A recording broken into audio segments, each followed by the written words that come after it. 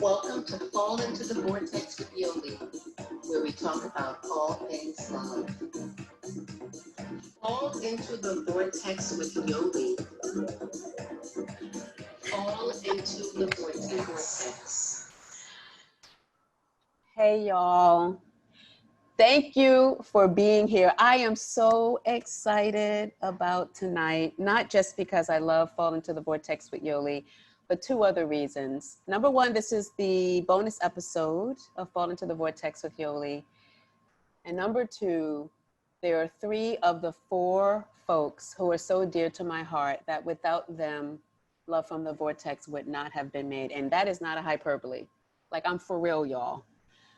I'm just going to turn it over. I'm going to say welcome to Yael, to Chrissy, and to Caroline. And I'm about to go on mute because y'all need to listen to them and hear who they are. Tell us who you are. Let's start with Yael. Let's start with you. No pressure, huh? I'm Yael Rosa Gonzalez, and I'm the founder of Kaleidoscope Vibrations, the company that had the absolute privilege to publish Yoli's work. I'm also a sex educator, sex coach, and all the things involving the sex and getting people more liberated pleasure. Yes, yes, yes, yes. Caroline. Oh, me next? Oh, man. Okay. Oh God, where do I start? I don't know.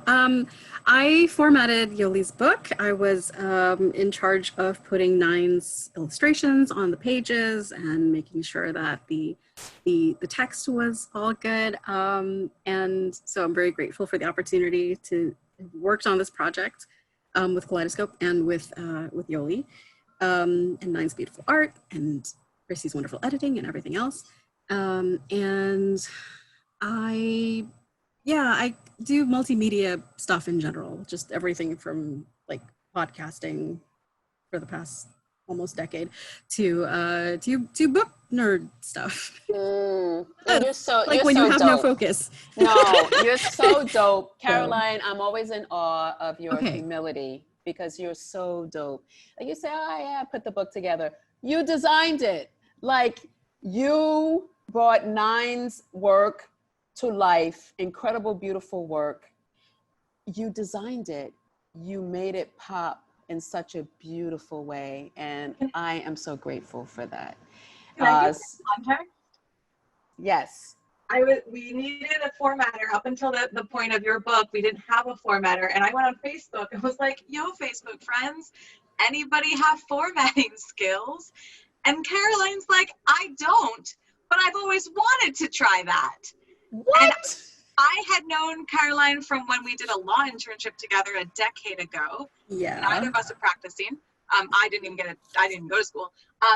But I remembered her work ethic. I remembered her energy. And I was like, I believe that if she thinks she can do this, she can do this. A week later, she sent me so many detailed questions that the person I had worked with before had never even thought to ask because they didn't have that level of skill in the thing that they were doing as their job. Wow. Yael, thank you. And by the way, Yael is publisher extraordinaire. So we're going to come back to Yael and talk about some of the beautiful work that she's doing. And Caroline, I'm hoping you're going to talk more about the podcast. And, there'll be links to all of your work, for this episode. But I want to jump over to Chrissy and try not to cry because Chrissy, it is your beautiful, as a poet, the way that you graced Love from the Vortex, your beautiful work, Relic.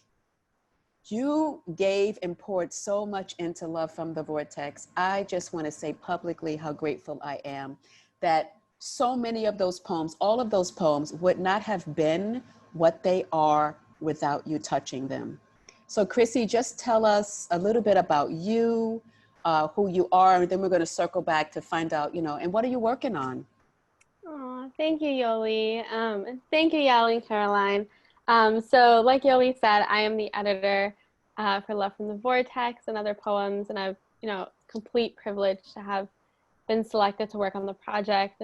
A little bit about me is I've been with Kaleidoscope Vibrations for 2 years now.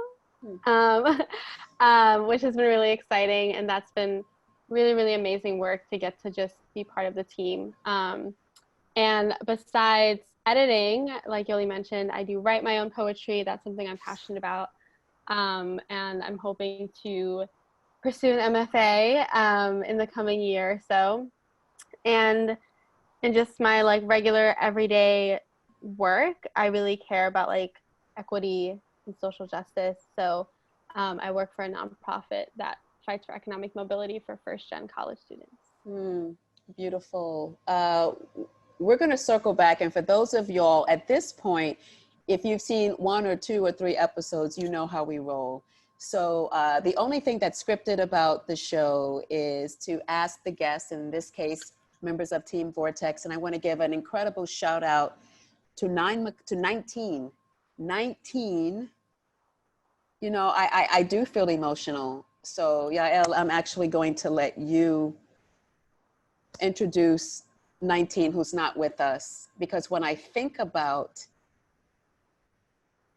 the love and the art and the talent and the time that 19 put into I get very emotional.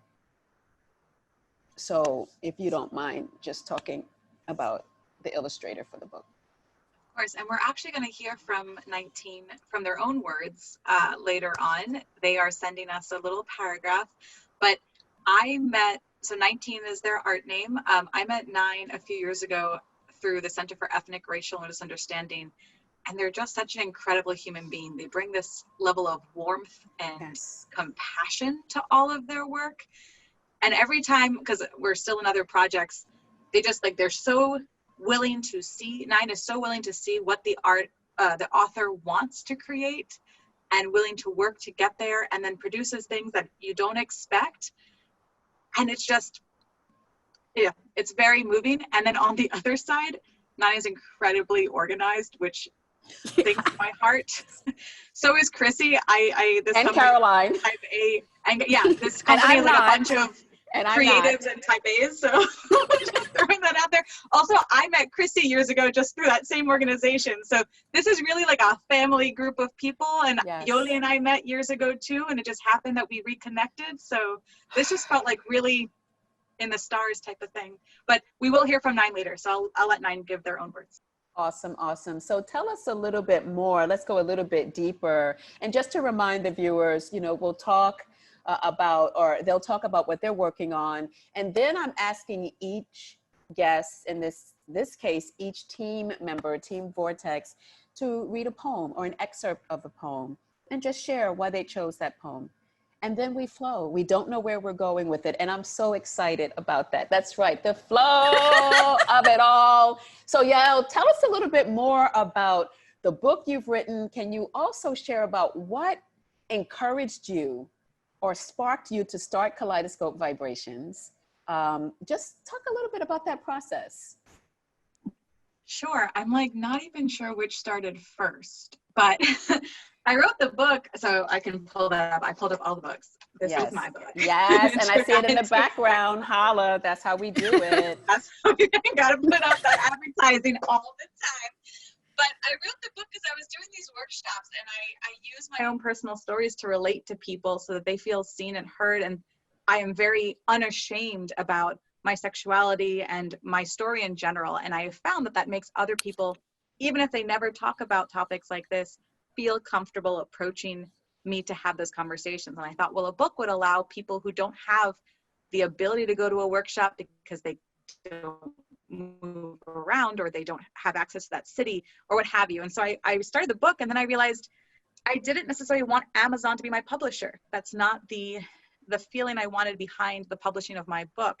And so I thought, well, I don't think I'll be picked up in this random point of my life by a large publisher. What if I made my own with my own vision of increasing representation and empowering folks to tell their stories how they want to tell them, and to have stories that we don't otherwise see. Sorry, I dropped this one.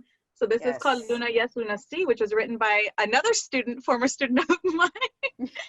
And it's about 2 sisters. It's bilingual in English and Spanish, and one of them has autism, right? And so she's not the typical story that you hear about in autism, which is like a young white boy savant, like she's 40% verbal. And so you get to see how that language experience happens. And I just love it. I love it. It's just so Wow. great to work with people. And I'm so grateful to work with you. You know, I gush over all of y'all all the time. And yeah, I mean, you just made my dream come true.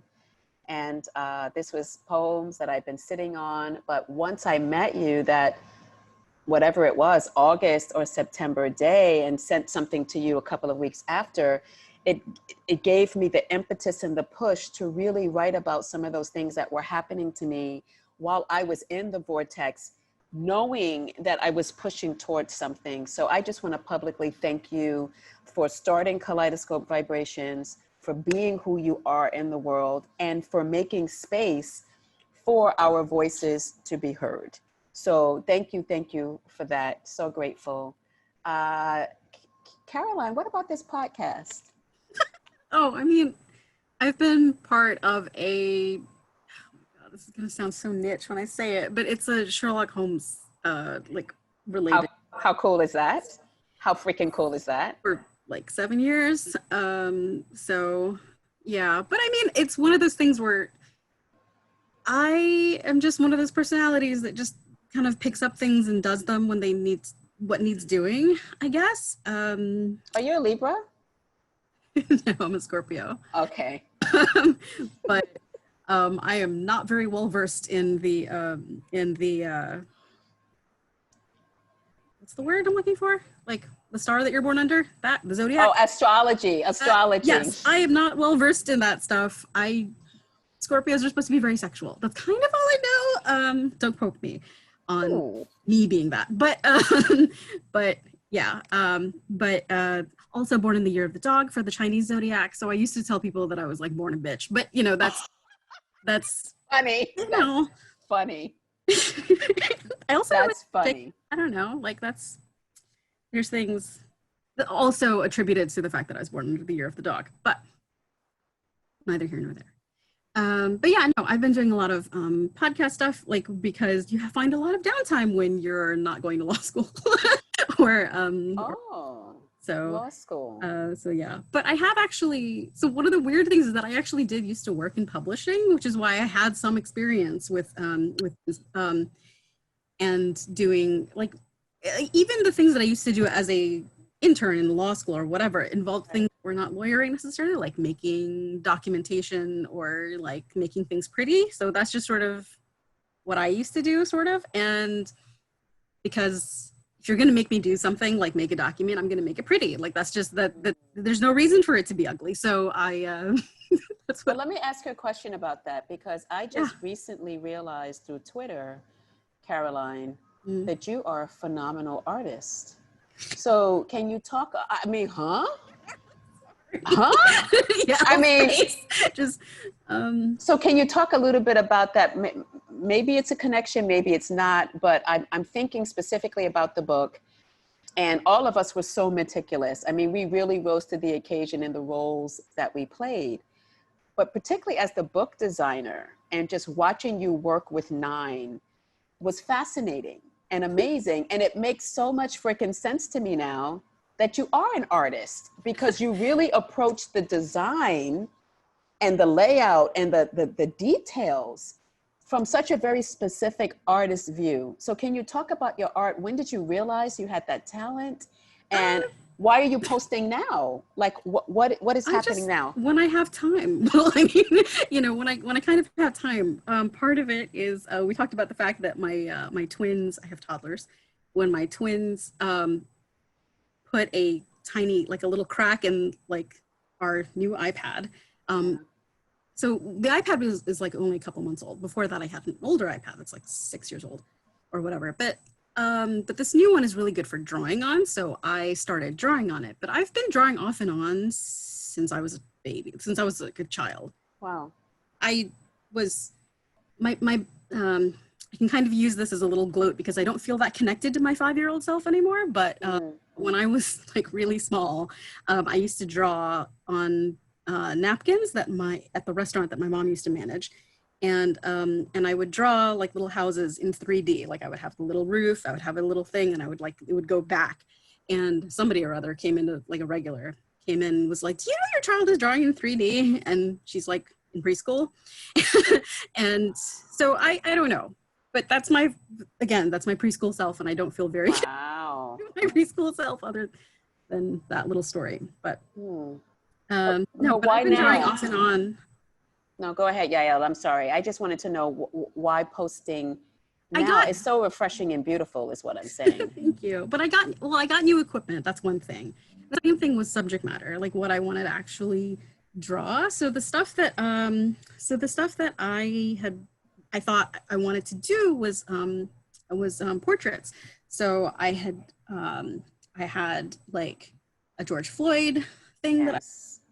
Breonna Taylor, like I have been thinking about her a lot. Yeah. You know, so like there's just certain John Lewis, you had a beautiful John Lewis portrait. yeah, which I'm always posting really late. It was definitely not the day of his inauguration. It's okay. His interment. Yes. And yeah, I don't know. So I've been it's been just a combination of me sort of partially having the time like in the evenings, because my hours are like 13 hours long. My days are like 13 hours long because of kids. So like after 8 p.m. and they're in bed and there's dinner and I can get dinner done and whatever, I'll be like, I can do this. And it's also a way to just sort of like say goodbye to an evening, because it's like if you do art, I guess you just like spend a few hours and kind of forget that, I don't know. It's like binging Friends for some people, but like I'm just, with me and like an iPad or something. And so those ones I took maybe about a day and a half, maybe like 2 sessions or something like that. And it helps to like have fresh eyes the next day. Because you get to a point where all you can see are the mistakes. So just as an example, I found a sketch pad today to give to the children. And I had a really old picture of Benedict Cumberbatch in it. And he looked like David Schwimmer. Oh, Like from Friends. that's okay. That's unfortunate. That's just unfortunate. Like, I don't know. But you get to a point where it's like all you can see are mistakes. Yeah. And when I got to a point where I felt like it was okay, I don't know, I posted. And it just seemed, what else am I going to do on social media? It's like, I guess this is the stuff that I kind of want to share, I'm glad that you have, and I'm looking forward to more. Yael, before we get to Chrissy, I know you're about to say something or ask Caroline something, so I wanted to just make space for that. No. So Chrissy, tell us, what are you working on? It is also an opportunity if you wanted to read something or share something creative.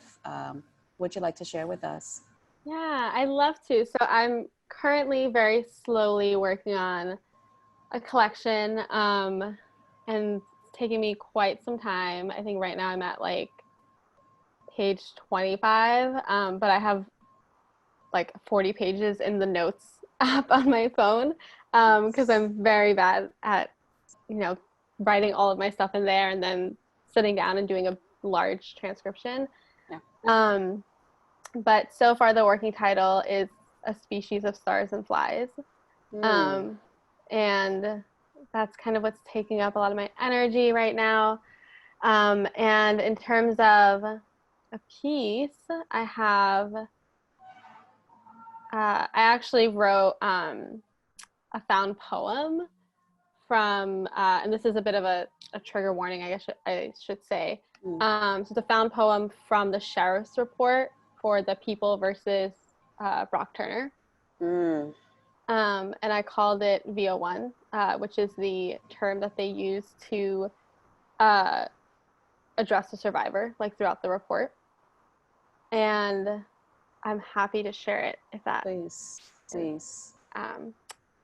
So this is how it goes. Part 1. She felt kind of silly going to a college party. She had no intention of meeting anybody. It was just something to do. Part 2. A female, unconscious but breathing in a field, on scene behind a dumpster. Ambient lighting, fraternity houses, enchanted broccoli forest, Narnia, No cameras, no cameras, no cameras. Her head was closest to the dumpster. Her feet were furthest from the dumpster. The ground was covered with dry pine needles. One lady's white panties with black polka dots. One black and silver iPhone, a light blue phone cover. Part 3. I asked what was going on. We found him on top of the girl. It was very disturbing. It was a very disturbing event for him. Part 4. Just a guy and girl hooking up. By hooked up, he meant kissed. They were holding hands. He is right-handed. He never got her name. He was having a good time. So, Wow. that's draft 1. It's beautiful, Chrissy. Oh, thank you. Yeah. Tragically beautiful, if that makes sense. You Yeah. know what I mean? Yeah, absolutely. It's quite, I mean, I know so many folks are familiar with the case, so we know like the outcome was absolutely mind-boggling. And what's equally as mind-boggling is just reading through all the transcripts and kind of just what was taken note of, and what was emphasized in the reporting and things like that are all very interesting. So what drew you to that, Chrissy? Before we jump into, which thank you for reading poetry, it's a beautiful segue into, you know, the poetry we're going to read together from the book. But I'm curious, what led you to that as a creative person, as a poet? What led you to that case and to those transcripts? Yeah, so interestingly enough, I've been seeing a lot on my social media of comparisons of folks of color who are incarcerated versus like Brock Turner's sentencing. Because I don't know if he was recently released or like for some reason he was like back in the news. And there was like a lot of like comparisons happening, because it's such, you know, I hate to say it's such the American story, right? You know, the blonde hair, blue-eyed swimmer from Stanford gets off on a very horrendous case. And then you have folks of color being put behind bars for absolutely no reason. And I think that it was such a jarring reminder in a lot of ways. Not that we need to be reminded because we see it every day, but I think when seeing that constantly being put in perspective, it was just on my mind a lot. And it was calling to me. So originally it just started as me like looking at the case because I'm a true crime junkie. So I love reading through court transcripts and things like that. So I was just reading through it. And what really caught my eye was like Enchanted Broccoli Forest, Narnia. Like those are names of fraternity houses in the reports. And it was very, very interesting. So all of that language in the poem are pulled straight from the sheriff's report. Wow. So yeah, it was a very, and I hate to say this because it's so scary, it's a very easy piece to pull from to kind of write this narrative, because it just seems so incredulous, some of the parts. Yeah, like when he mentions just a guy and girl hooking up, by hooked up he meant kissed. Like Brock Turner is like saying, like, yeah, we were just hooking up, and it's just like, no, that's not what was happening. Yeah, that's not what was happening. Yeah. Well, thank you for explaining that and sharing it. You know, it's what I'm grateful for all of y'all as creative people is for those who are listening to just get some kind of, you know, glimpse, right, of what sometimes our process is. And sometimes you don't expect to be inspired by something. You know, sometimes it's the way the light hits the window or the sound, for me, the sound of the rain. It's I don't know, it just depends on how I wake up or what I dream. But it's important, I think, for those who seek to be publishers or to do the work that Yael is doing, of having these very open conversations about the body, about sex, about sexuality, for particularly, I want to say, for women who in many ways, and I had an episode a couple of weeks ago where we were talking about particularly women who grew up in, let's say, the church or in religious settings, that you don't talk about sex openly. And so to find someone who is creative in that way to do that, I think it's beautiful to share the process. And with you, Caroline, just even talking about how using art as a way to come down from the day and deciding to post because these are the things that are kind of sitting with you, thinking about Breonna Taylor and being drawn to her spirit, if you will, and drawing these beautiful images of these icons, right? Because she's now an icon, right? Sadly so, as is John Lewis was, and how he literally gave his life to the movement. And Chrissy, for you to be drawn to these court documents of this incredulously, like you said, American story, right? Yeah. And unearthing and touching documents that most of us don't even want to know the details on, and yet finding creativity in that. It's phenomenal to me. Chrissy's So, book of poetry. Say that again, Yael. Chrissy's book of poetry, and I forgot to say this before, is part of what led me to write a book and then start a publishing company. Is that I right? was so impressed by it, and I'm still so sad that this is not one of the books published. Maybe we could do a second edition. Yael, do a second edition and release it through Kaleidoscope. But when I read, well, that's up to Chrissy, but when I read Chrissy, your book, I was just like, this is incredible. These are beautiful poems. It became my favorite poetry book. And Chrissy was one of my major editors as well. And I just, so I think that also the inspiration that we garner from one another is just incredible and beautiful. Thank you. So who wants to start with reading a piece of something or reading a poem? And how about if we do this, if you don't mind, we just, share the poems and then let's see where the conversation takes us. Whoever Sounds wants to good. start. Chrissy, you want to start since you still have the Zoom floor, if you will? Yeah, I'll definitely start. So I'm reading an excerpt from I Want. I'm reading it on page 130. And I'm turning to that, forever the teacher, trying to follow along. Also a visual learner. I feel more when I can read it. It's just my process.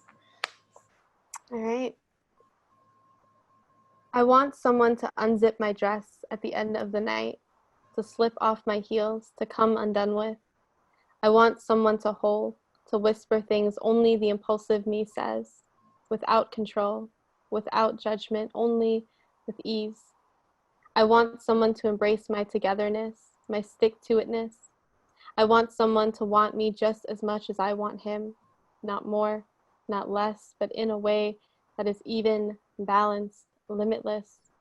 I want someone who will not run, who will hold my love with care and say, thank you for trusting me with this.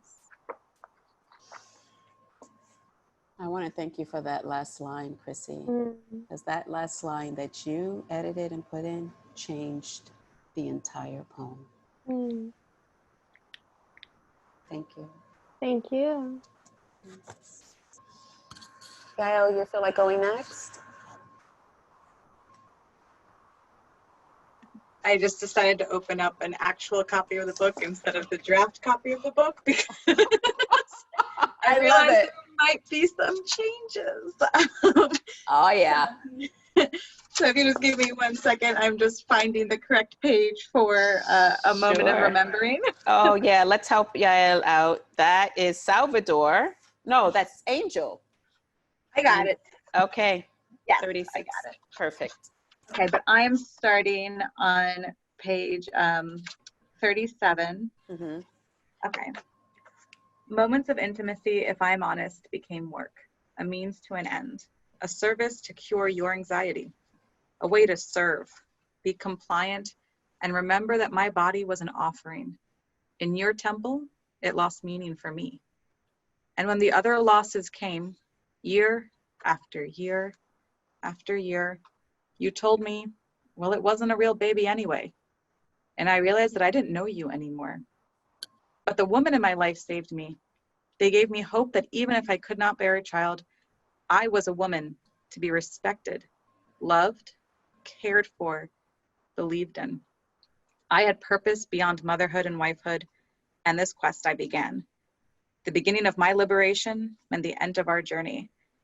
Yes, I came to understand that you were, in fact, part of my journey, but not my destination. Thank you. Caroline, whenever you're ready. Okay. I think I can just read the entirety of this one because it's not a long one, but it's strength on 139. Okay. I feel strong today. Strong like I can scale a skyscraper, move a mountain into the sea. Strong like finally my strength has allowed me to sit with reality and commune with her. Today I accepted that I was the one who kept the game going. It was my love that made it all possible. And I am not afraid to embrace my truth, not afraid to let you go, as I face what never was or could be. I have played the major and minor roles in this play about a love I would never have with you. Today, again, I interrupted myself, and finally, I feel free. So Caroline, if you don't mind sharing first, why that poem? And you can talk about the significance of it for you in this moment or wherever it takes you. I mean, I think it really distills a lot of the, like an emotional apex, like a breaking point of, you know, like they're really personal moments, but also universal. And this moment where finally feeling okay after a long period of not feeling okay, and feeling that sort of liberation, I think is just very powerful. And it's that's a moment that I really I don't know, connect with. I want to bring, Caroline, thank you. I want to bring 9 into this at some point, and Yael, look to you to say if we have 9's statement or not, whatever 9 wants to share. I would love to bring 9's voice into the mix. Does someone want to read the poem and then I can read what 9 wrote about it? It's the necklace on page 84. I'll read it. What I figured. Can I just tell you, I'm still waiting for the necklace. I'm still waiting. So here we go. What did you say, Caroline? You said we're all still waiting. We're all still waiting for that damn necklace. Okay, the necklace. What page, sorry? Page 84, 84. and 85. Okay. Let me block your crazy ass. Your necklace is in the mail. Goodbye. This is what your penultimate text read. It's been weeks, and I still await the arrival of the necklace. That blue necklace, a Freudian slip I left behind during one of those nights I fell in love with you again. But you won't release the necklace. It has become a reminder, a token, a symbol of what this was and what it was not. Each delicate crystal beam of blue, the exact feeling that bathed over me whenever I waited and waited for you to call. But here's the secret. You will keep the necklace. Remind yourself of how fragile I was, how easily you had me in the palm of your hands and then lost me through your fingertips. Our time was not one of love. It was the illusion of love, the haunting of heartbreak. To love, one must be willing to be open to bearing vulnerabilities and exposing fear. You are paid to be brave, and unafraid is the only thing you know. But tenderness and trust are so foreign to you, you recoil at their call. Job, money, power is your wife, mistress, love. I wanted nothing more than to love you. I was willing to be fragile in your presence. I had hoped that you would not take for granted my semi-precious jewels, body, mind, passion. I am the necklace you flung into your jewelry box of lovers, tangling me up in the mess of your habit of trading precious stone for the next rock that comes along painted as a jewel.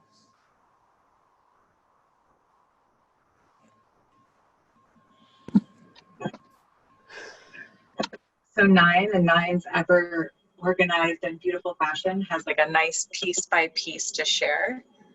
And I'm going to read in the first person directly from here. My own string of relationships, all 2 of them, were what I'd recognize now as choices motivated by coercive heteronormativity. In other words, a feeling of pressure to date men out of a sense of duty or fear from expectations one has to meet. But I didn't know that back then. All I knew was that if I did not take the opportunity to love despite my fear, then I was the one who was being difficult or uncooperative.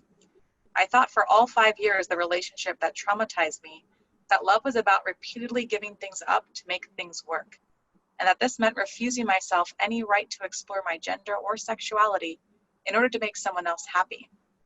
I was a teenager trying my best to define self-sacrifice as love. The very first lines of the necklace mirror the texts I have saved on my own phone for the last 7 years. Fucking useless, unfaithful, lying cunt. I hope you're suffering every single day. And a slew of other words worse than that, if you can believe it. I come back to this particular poem in Yolanda's book when I start to make excuses for that text.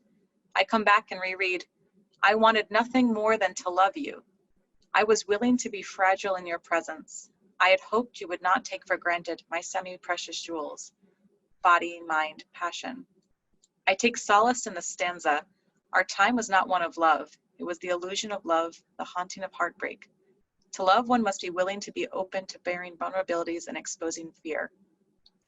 I'm not entirely innocent in that relationship either, I think. I was also a teenager. Not an excuse, but something I have to remember in order to forgive myself for not understanding love, for thinking I could perform love until it was real, without my whole heart in it. And I also am led to struggle after all these years to learn that love is not only in romance, but in the care and concern I feel in Team Vortex. It's in Yolanda's listening ear and honesty on our train ride home the first night we met. Love is supposed to feel good, and love is not earned through sacrifice. It's additional on top of our own lives. I still struggle. I still have a lot to learn. You don't get out of a vortex as easy as you get in one. I'm just going to keep trying. 9. Whew.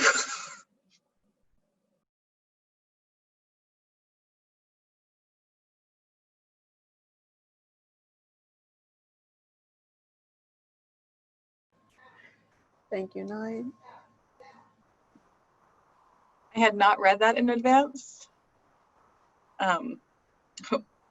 That was beautiful and vulnerable, and I'm so glad that 9 shared this poem and this story with us. Thank you. I'm a mess. Somebody take over. Chrissy, do you want to say why you chose your poem? Yes. Oh my gosh. Okay. I think very similar to 9, the poem that I chose, I Want, is almost like the reminder for me.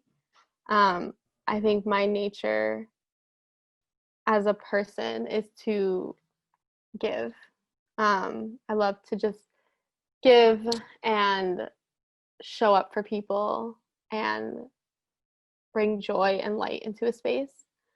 And I want those things, but sometimes I get swept up in that vortex. And I forget all the other things that I want. And I forget how to articulate those things and how to ask for them and how to advocate and demand them. And this poem was one of my favorite poems to edit, because it is so bold and it is so bright and brilliant, and it is so, it's like steadfast and like, I want this, I want it all. And especially right now, at this point in my life, it is a very great reminder for me as I like navigate certain relationships, to just know what you want and to be bold with that, and to just demand it in a lot of ways. So that's why I chose this poem, because I absolutely adore it. Thank you. And Yael, what about you? Why that? Well, I know that that poem was one that was very touching to you from the start. Um, I just want you to talk about why, and then why that segment, why that piece, whatever flows from your heart.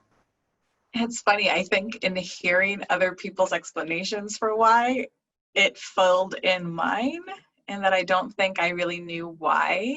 I can tell you from the start, it wasn't a real baby hurt.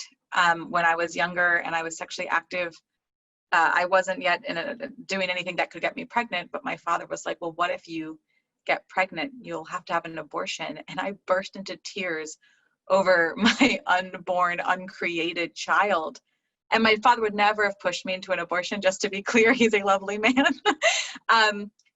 And I am very pro-choice as well. But the idea of losing a child that I hadn't even created hurt me so deeply. And so I felt so much compassion and sadness with you in reading those lines. But actually, that's not, I chose to read it before and after that for a reason. And I think the before, right, is the reason I got into this work as a sex educator, is that I was in an abusive and sexually coercive relationship that the sex was not for me. And I recently discovered a new way that my trauma comes up around sex and pleasure, thankfully with a really supportive and kind partner. But that to me also stood out. And then the second part of being able to find, like, I am to be respected, loved, cared for, believed in, and you were not my destination. You were just a part. And I think I'm on a lot of podcasts and people ask, like, how do you start? And I hate that that person is part of my story, because it's like, I don't want you to have power in my story, but they were not the destination, right? They were a part, and it led to other things, and I get to be my own story. And so I think all of these things like kind of fell in, and hearing everyone's explanations is like, oh yeah, this is all the things. So thank you for writing this and all the other poems that so many of us feel so connected to. Thank you. Oh my goodness. All the things, all the feelings. You know, I first of all, I can't believe that this is bringing us towards our last segment. I could talk to y'all for hours. I am so grateful for Team Vortex. Please know that I love each of you. I respect each of you so deeply. And I'm so grateful that you're in my life. I'm so grateful, Chrissy, that you have taught me so much about poetry by editing mine. Yael, I understand a little bit more about publishing because of you. You're so open about everything you know. Here's the contract. Here are we doing. This is the language. What you don't understand, I'll explain it to you. The voice memos that I leave you and Caroline, that you haven't broken your phones yet and thrown them up against the wall. What? I know that I'm a lot. And yet I feel like I've never felt so much family camaraderie, excitement. When something happens for the Vortex, I can't wait to leave a voice message for Caroline and Yael. This is what's so natural. Caroline, for your humility, and from the very beginning, you were just, oh yeah, we can do it. Working till 2, 3 o'clock in the morning. All of that, I want to tell you.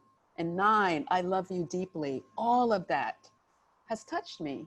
And I am not the same because of this process. This is why I wanted this to be a bonus episode, because y'all are a bonus in my life. This is why I wanted to get us together, for people to see that the only reason this is thriving is because of who's behind it and the intense love that I have for the people who are behind it. And this will make me come up with all kinds of marketing things with you, Caroline, and merchandise, everything, because of the love that I have for all of you and for this project. So having said that, that's my soliloquy, y'all. The last segment is, I always ask guests of the show to share a piece of advice or anything that they would like. What's most important is that your voice ends it. And so I'm gonna ask if we can just start with Chrissy, Caroline, and Yael, literally end with you. And then I'll say goodnight. Whatever you wanna share, advice, something creative, The floor is yours. Yeah. I guess for me, for piece of advice, I would say, and this is all going back to my theme of like showing up for folks. Show up for yourself, especially in these times where it is, difficult to show up to anything in a lot of ways.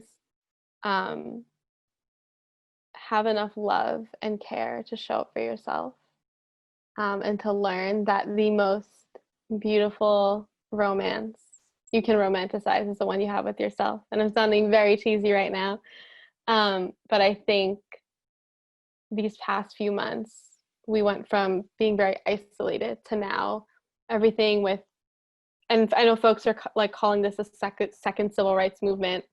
I don't think the first one ever ended, but okay. So for just to kind of get on the same page with everyone with the second civil rights movement, we went from like all being isolated to now coming together in a community, and I think that's a beautiful thing. And I think just folks have had so much time to reflect on what it means to be by yourself, with yourself, and then what does it mean to take what you've learned to show up for other folks. And I truly believe the response we got with George Floyd and Ahmaud Arbery and Breonna Taylor in large part is because people had to learn how to show up for themselves. And when you learn that, you learn how to show up for other people in a significant way. So that's my advice. Thank you. Caroline. Oh boy. Well, I guess I want to say that I'm very grateful for the internet and being able to find communities where you didn't know that any existed. Like you just lift a rock and then you bond with a stranger over like Xena Warrior Princess, and suddenly they're your best friend for 20 years, that sort of thing. And I think that, housewives, people are finding those communities where they didn't think that they had that space in their lives. And I think it's very important. I think they're life-changing. I think it's important to have friendships there. It's certainly changed my life a lot. And I don't just mean like Facebook and, it's actually kind of hard to connect to people on Facebook, but I got involved with, Team Vortex at all through a random Facebook post. So maybe that's not like the worst example. But that's like a large part of my life. And that might be because I'm like a stay-at-home 13-hour-a-day mom of 2 25-month-olds who who spend at least 8 of those hours driving me crazy. So there's that. But I'm very grateful for that space that I can come back to. And I think that like more people should have that, and more people should, sort of reach out, because Zoom meetings can be exhausting. But I think that sort of like the people pocket friends is like what I would, call it, your pocket friends. I did not coin that, but it's a really nice thing to have, and especially now because people feel very isolated and they're having a tough time and everything, and I get that. So I think I'm just grateful, and I think that if you haven't found that community, somebody out there, it exists. It exists. There's probably a message board for it or something. Someone out there for all of us. Yeah. I don't have my thoughts well thought out because I wanted to make sure to listen, and so I'm going to bounce off what Caroline just said actually about community, right? That's part of what Kaleidoscope Vibrations is about, is finding confidence in who you are so that you can then find your community. Because whether it's you're not confident because you don't fit into labels that are cookie cutter, or if it's because you're not confident because there's some sort of shame surrounding your identities, being able to find confidence in the you opens up your possibilities for love and care from others who will understand your experiences. And I recently shared a quotation by Adrienne Marie Brown, which I don't have on me, but around that, I will find it actually, and then I will share it. But something that I was talking about myself is that we deserve as people to be accepted as our whole selves and not just the parts that others deem acceptable. And I think that goes back to like the idea of the second civil rights movement that was never ended, that Chrissy was talking about, right? That we are often putting out pictures and versions of ourselves and our communities in an attempt to be perfect and to be deemed worthy of care, love, respect, when we are worthy of care, love, and respect, whoever we are and whatever we do. Doesn't mean that you should go out and murder and rape people, obviously, but that there's this intention. And when we do our movements, right, we choose, we wait, we find the people that will be the hardest to tear down. And so in our movements, we're seeking to have someone that'll present us as the perfect version of what generally fulfills white supremacist ideals of what is good and okay.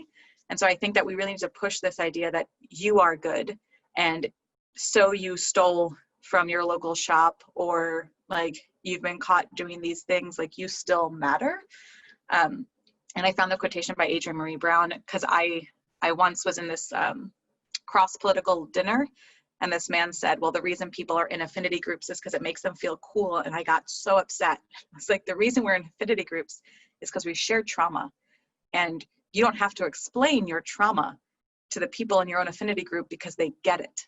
You don't have to talk about it. You can, but you don't need to explain it because we get it from each other. And Adrienne Marie Brown's pleasure activism helps me rethink that idea. And her quote, you're not meant to suffer alone. We are meant to experience pleasure and togetherness. And this idea that we should be going towards something positive that we're seeking to create that's beautiful, as opposed to thinking about ourselves as connected through trauma. And so there's a bunch of different things, but like, that's what's floating in my mind.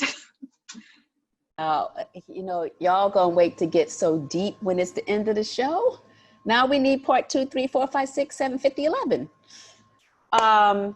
Thank y'all. I'm so full.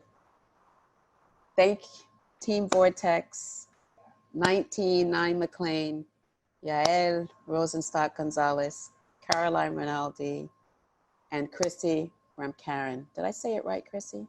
You did. I've been working on it, sis. Thank you for being in my life. Thank you for helping to literally birth this. And I say that in a very beautiful, respectful way. And thank y'all. This is the last episode of season 1 for Love, Fall into the Vortex with Yoli. Thank you for loving us, for supporting the book. And we'll see you at season 2. Have a good night.